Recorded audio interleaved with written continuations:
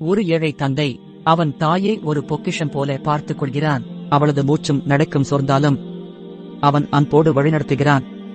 தாயின் ஓர் எதிரொலி கூட அவனுக்கு புனிதம். அந்த குழந்தை இன்னும் பேசத் தெரியவில்லை, ஆனால் ஏற்கனவே கற்றுக்கொண்டு விட்டது. அன்பு என்பது எப்படி கை கொடுக்கிறது, மரியாதை என்பது எப்படி கண்ணை காண்கிறது. பணமும் பரிசும் இருந்த வீடு அது. ஆனால் அங்கு ஒரு அம்மா விலைக்கோ விலை போகிறாள்.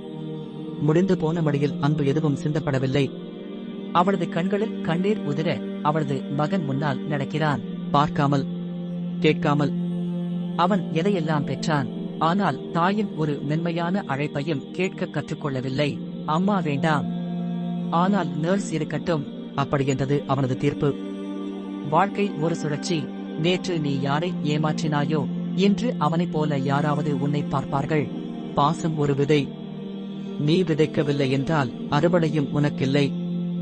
அவன் கற்றுக்கொண்டது அன்பு. அதனால்தான் அவன் வழங்குகிறான், பரிசாக அல்ல, பாசமாக. தந்தையின் காலில் அமர்ந்து கண்ணீர் விடுகிறான். அவன் மகனும் பக்கத்தில் அமர்கிறான். அவன் மீண்டும் அதே மரபை கற்றுக்கொள்கிறான்.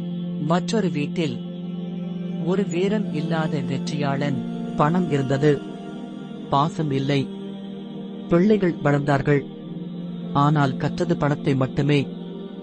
அவன் வளர்த்தது தங்கம் அல்ல, மரம் அல்ல, நிழல் தராத வெறும் கல். அம்மாவை கவனிக்காதவன் ஒருநாள் அன்புக்காக தவிப்பான். அவளது காலடி அருகே அமர்ந்திருந்தால் சொர்க்கம் கூட நெருங்கும்.